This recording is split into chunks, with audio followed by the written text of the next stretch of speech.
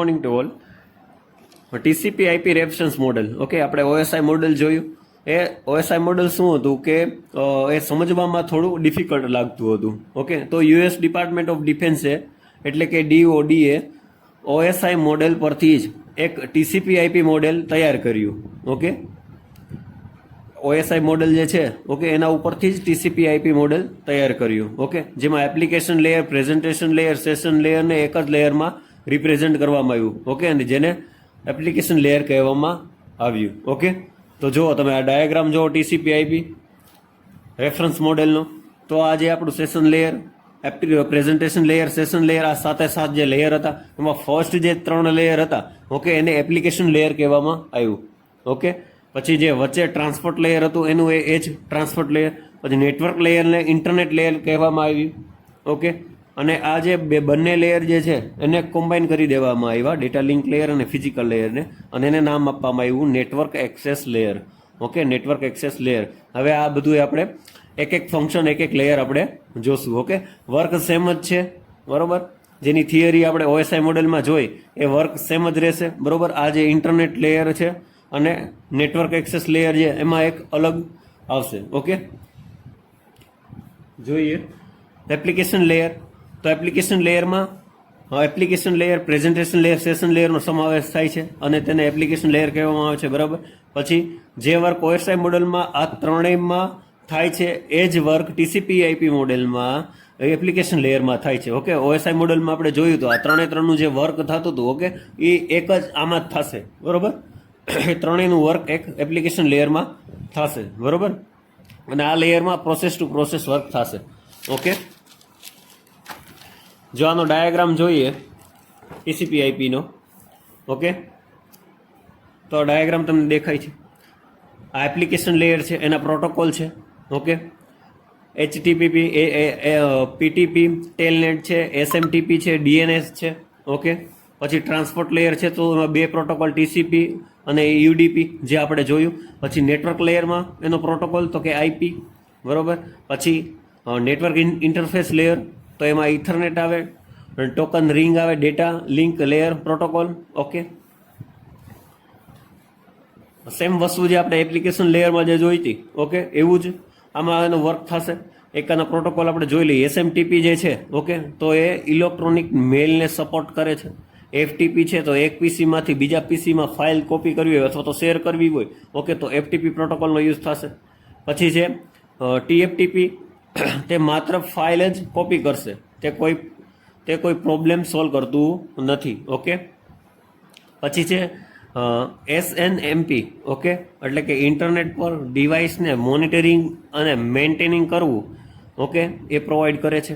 પછી ટેલનેટ એ એક મશીનને અન્ય મશીન સાથે જોડવાનું અને ત્યાં કાર્ય કરવાની પરવાનગી આપે છે. ઓકે, તે રિમોટ લોગિન માટે ઉપયોગ થાય છે. Okay, telnet. પછી છે DNS, ડોમેન નેમ સર્વિસ. તો ડોમેન નેમ સર્વિસ દ્વારા નેટવર્ક એડ્રેસ દ્વારા તેના હોસ્ટ નેમને શોધવાનું કાર્ય કરે છે. ઓકે, દાખલા તરીકે HTTP, www વગેરે, બરોબર. આ હતા એના પ્રોટોકોલ.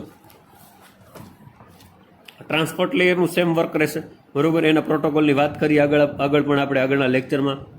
એમાં TCP અને UDP જેના પ્રોટોકોલ છે, ઓકે, કાર્ય એનું સેમ રહેશે. વાત કરીએ ઇન્ટરનેટ લેયરની, ઓકે, તો એ પેકેટ સ્વિચિંગ નેટવર્ક કે જે કનેક્શન રહિત એટલે કે કનેક્શન લેસ પ્રોટોકોલ આંતર નેટવર્ક લેયર દર્શાવે છે. ઓકે, કનેક્શન લેસ એટલે કે કનેક્શન રહિત, બરોબર.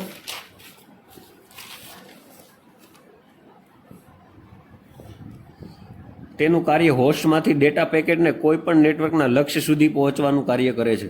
ઓકે, ઇન્ટરનેટ લેયર મુખ્યત્વે પેકેટ ફોર્મેટ અને પ્રોટોકોલ તરીકે ઇન્ટરનેટ પ્રોટોકોલ IP લેવામાં આવે છે, બરોબર. આમ ઇન્ટરનેટ લેયર IP એડ્રેસના પેકેટને જ્યાં મોકલવાનું છે ત્યાં સુધી પહોંચાડવાનું કાર્ય કરે છે. ઓકે, પછી છે host to host network. Okay, host to host network જે આપણે લાસ્ટ જોયું હતું. નેટવર્ક એક્સેસ લેયર એને હોસ્ટ ટુ હોસ્ટ નેટવર્ક પણ કહેવામાં આવે છે. Okay, host to host network layer એટલે કે ફિઝિકલ લેયર અને ડેટા લિંક લેયરનો સમન્વય, બરાબર. હોસ્ટ જ્યારે નેટવર્ક સાથે જોડાય ત્યારે કેટલાક પ્રોટોકોલ એ આઈપી પેકેટને મોકલે છે. આ પ્રોટોકોલ દરેક હોસ્ટ ટુ હોસ્ટ અને નેટવર્ક ટુ નેટવર્ક પ્રમાણે અલગ અલગ હોય. ઓકે, આમ હોસ્ટ ટુ નેટવર્ક લેયરના ઉદાહરણ ARP net, okay, satnet, packet radio, LAN વગેરે. ઓકે, જે ફિઝિકલ લેયર અને ડેટા લિંક લેયર દ્વારા આઈપી એડ્રેસ માટે નેટવર્ક લેયરમાં મોકલે છે. ઓકે, હવે આઈપી તે ટીસીપી આઈપી દ્વારા યુઝ કરવામાં આવતું ટ્રાન્સમિશન મિકેનિઝમ છે. ઓકે, તે કનેક્શન લેસ અને અનરીટેબલ પ્રોટોકોલ છે, બરાબર.